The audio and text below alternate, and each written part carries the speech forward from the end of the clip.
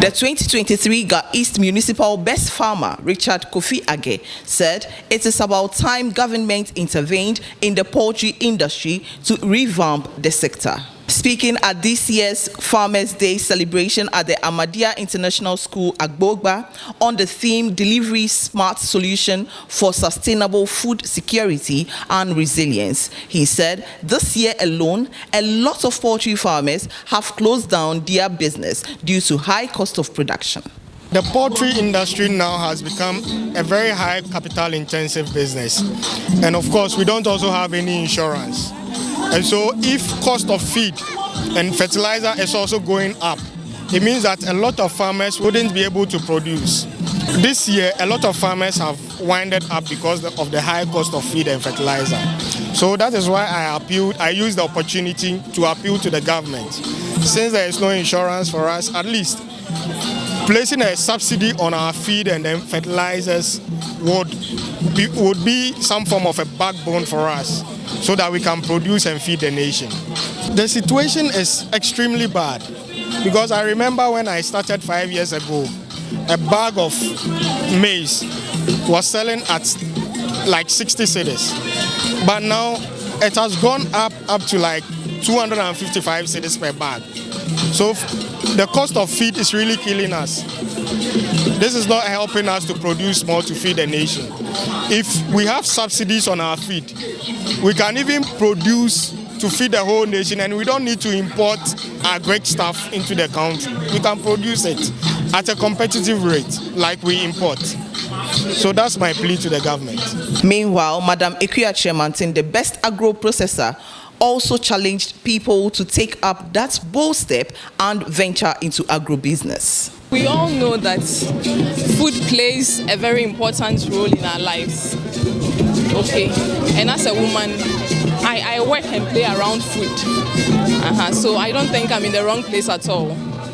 To decide to cultivate or to take what I do to the next step, I think it's only in the right direction. In 2020, I left my job at EcoBank and I came fully into agro-processing. Early this year, I partnered with a friend and I went into mushroom. So it's my full time. I don't have any money anywhere. So if I don't do it, well, I won't eat. Agri-business is not a quick get-rich-quick scheme, but it pays off. It needs a lot of dedication, a lot of hard work. It's the way to go. And so I encourage all who want to go and are reluctant or are hesitant about one thing or the other to take that bold step and get into agribusiness. The Municipal Chief Executive for Ga East, Elizabeth Kakiman, announced that government will next year fully roll out the second phase of the Planting for Food and Jobs initiative to achieve its food security target in line with Goal 2 of the United Nations Sustainable Development Goal, Zero Hunger, which enjoins all nations to end hunger and promote sustainable agriculture by year 2030.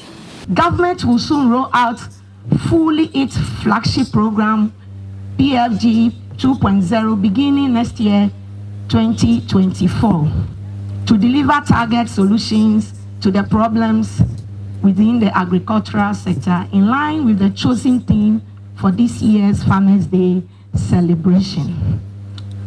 At full implementation, the PFG 2.0 is expected to change the face of Ghana's agriculture. It is a 5-year master plan for the renewal of agriculture in Ghana.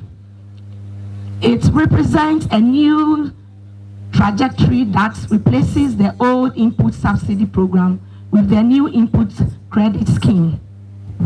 This intervention is designed to accelerate and develop the agriculture through a value chain approach. All that potential beneficiary farmer needs is land. In all 4 farmers, including the overall best farmer, best crop, best livestock, and best agro-processor, were awarded. For their prize, the best farmer took home a deep freezer, personal protective equipment, cutlass, harvesting crates, Wellington boots, fertilizer, grain bags and sacks, as well as knapsack sprayer. The rest took home similar items but with fridges and industrial blender.